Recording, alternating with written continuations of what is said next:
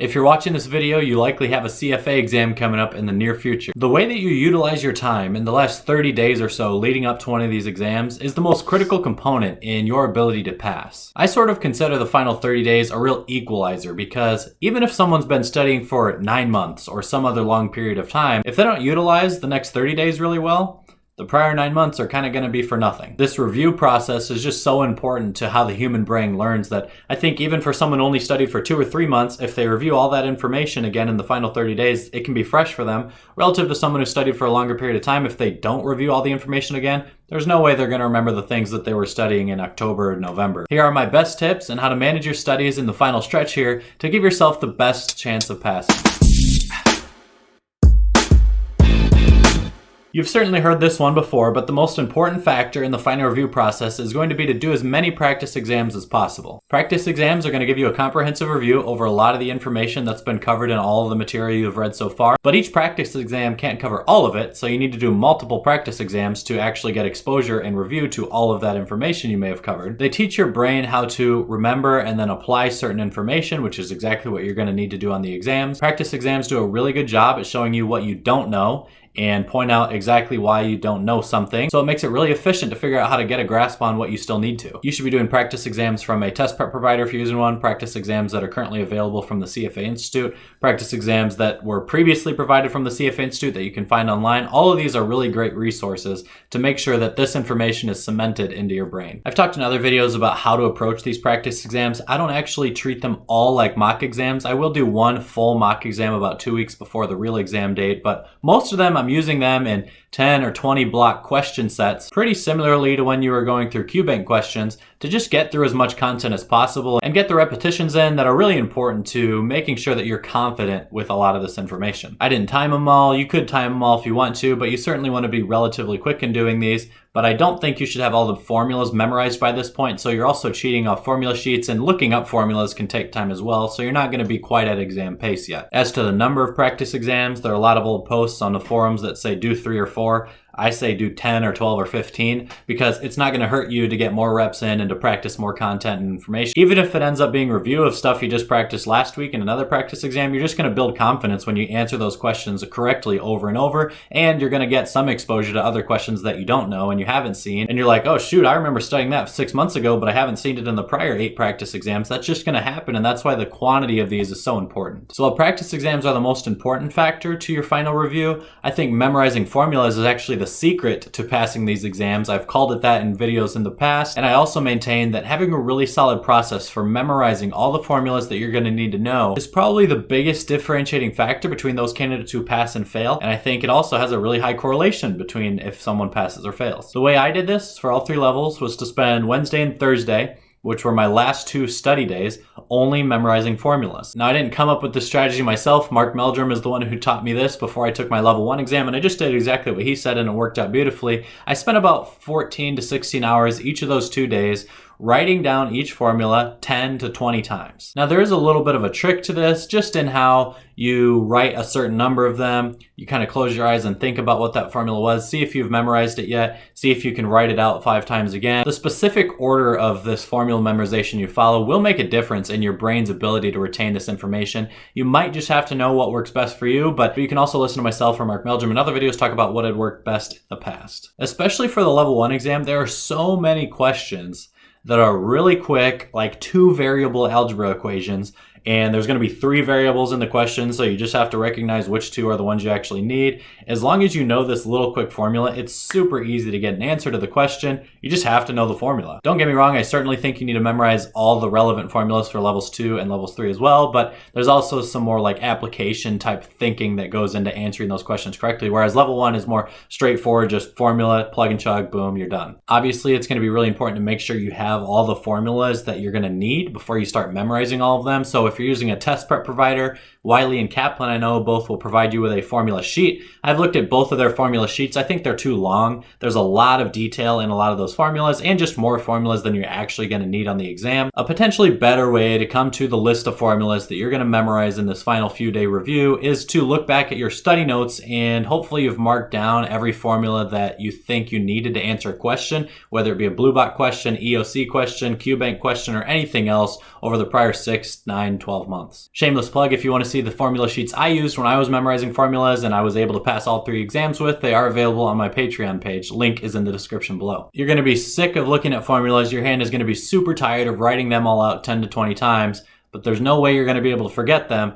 And you're going to get a lot of questions right just because you're like, oh, wow, yeah, I just memorized that formula 3 days ago. And it's going to feel really good if you do this. You're going to give yourself a great chance of passing. This next piece of information is certainly going to apply to any exams being taken in the current year, 2021, but it may also apply if you're watching this video 2 or 3 or more years from now. And that's that the minimum passing score is very likely going to be higher than it ever has been in the past. While this isn't exactly a tip, if I was still a candidate, this is certainly something I would want to be aware of, because if you've looked at what some of the minimum passing scores have been in the past and you were kind of benchmarking towards that in the practice exams you've done so far, you could be rudely awakened if you think that 68% is going to be a pass for level 1 or 64% is going to be a pass for level 2. It doesn't seem like those numbers are going to apply anymore. Just based on the results from the February 2021 level 1 exams, it's pretty clear that the minimum passing scores were raised a lot. Now, most people agree that this was because candidates had a lot more time to study for these exams, so there were a lot of people scoring higher, and the institute didn't want to make a pass rate of like 60 or 70%, so they just made the MPS higher so that less people will have passed that exam. And if that logic is correct, then there will certainly be people taking the level 2 and level 3 exam in May of 2021, and same in September and October of 2021, that would have otherwise taken the exam earlier in maybe 2020, but had their exams delayed because of the pandemic, so they've had much more time to study than they otherwise would have. Everyone taking an exam in 2021 is likely to score better than they may have in any other year, which is why a lot of people think the MPSs are going to remain high for a while. So that gives you as a candidate all the more reason to do as good as you possibly can on this exam, meaning do as many practice exams as possible, make sure you have all the formulas memorized, and do the next couple things that we're going to talk about. Getting really good sleep the night before the exam can be a really cliche tip, and honestly, I think the majority of the time that people give people taking tests this tip, it's kind of stupid, because I know of a lot of people, and I've personally done pretty well on some exams in the past where I pull an all-nighter the night before, but the CFA exams are very different from those types of exams. Because of the amount of content that you've studied over the past several months and is going to be tested on in this exam you're about to take, you can't cram for that type of thing. So you need to have prepared really well over a long period of time previously, but there is going to be certain material that you just haven't seen in a while, or you did see in 1 or 2 practice exams, but those were like 2 or 3 weeks before you sat for the real exam. There's going to be some time lapse there that your brain kind of has to deal with. And the brain is far better at recalling information that you're a little fuzzy on, but you do know it's just not right in the top of mind when it is well rested. So staying up an extra 4 hours to get in another 60 practice questions is not all that beneficial when you've already done 10,000 practice questions, but sleeping an extra 4 hours than you otherwise might have could make your brain another 5 or 10% more rejuvenated and alert and quick into recalling old information that it really needs to be able to do to give yourself a good chance of passing the exam. Now, I think that the recipe for a good sleep the night before the exam starts like 3 days prior, because you're probably going to have to wake up very early, especially if you're driving to a test center. So I would start going to bed at like 9 p.m. or something earlier than you normally do in the few days leading up to your exam, and then waking up at like 5 or 6 a.m., whatever time you're going to have to wake up on exam day. You want to get your body at least a little bit used to that structure. The day before the exam, which I always recommend candidates take completely off, don't do any study or practice questions.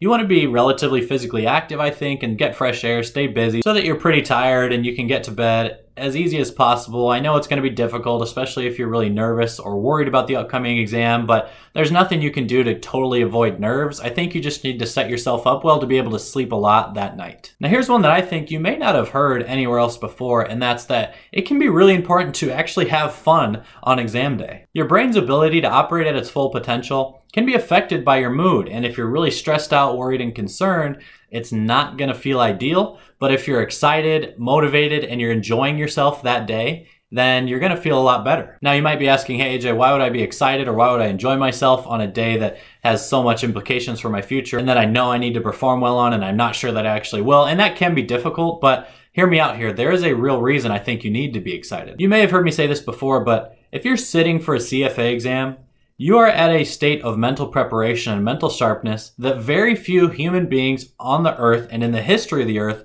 have ever reached in any point in their lives. If you've really put in like 98 or 100% effort over the past 6, 9, 12 months, then you're at a point in terms of mental capacity that you likely will never be at again in the future, and you certainly will like never exceed in the future unless you pursue like the most difficult PhD program in the world or something like that. But just being at that level of mental readiness, I think, is a really cool state. Not to mention you have so much random information about the finance industry jammed into your head right now that you probably are smarter than like 99% of people running all the biggest funds out there anyway. You've prepared for this day for so long, and you finally get the opportunity to put all of that work to the test. Think of like an athlete, they might have a 3-month preseason, and then they have some practice, and then they get to start playing a game, and they play a game every weekend for like 4 or 5 or 6 months, however long the athlete's season is. But for a CFA candidate, you really don't get to put all that work you're doing to the test. I mean, mock exams you can kind of look at in this light, but those obviously aren't where the money's made. That is made in the exam room on exam day, and you are finally there. So I think you need to enjoy it and stop and take a moment to appreciate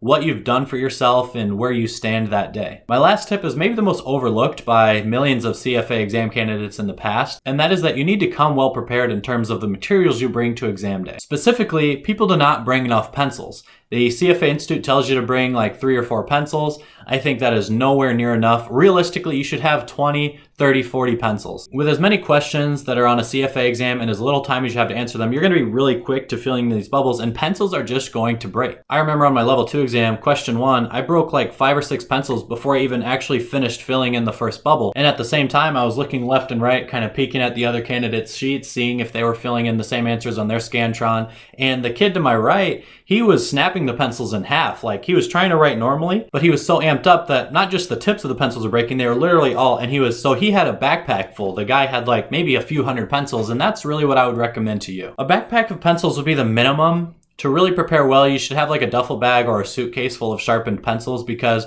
you're gonna be going through those puppies like crazy. I can confidently say that no candidate who's ever walked into an exam that only brought 5 or 10 pencils has ever passed. They just go through the pencils too quickly, and they end up crying at like question 10 because they can't fill in the rest of their Scantron. They're asking other people if they can borrow their pencils, and then a test proctor walks up to them, slaps them in the head, and just starts screaming at them as loud as they can, like a military drill sergeant, right in their face. You really don't want to spend 12 months studying, final 30-day perfect review process because you watched this video, final 3 days memorizing formulas, sleep well the night before, and then only bring 10 pencils and give yourself a 0% chance of passing. You need to bring several thousand pencils. If you've gotten to this point in the video, it means you watched the whole thing. You know that I very much appreciate that. The YouTube algorithm loves the long watch times in terms of total minutes watched or just percentage of the video. If you could also like this video and subscribe if you haven't done those things yet already, or check out the links in the description down below to some of my third-party websites if you want to support me there. As always, thanks for watching.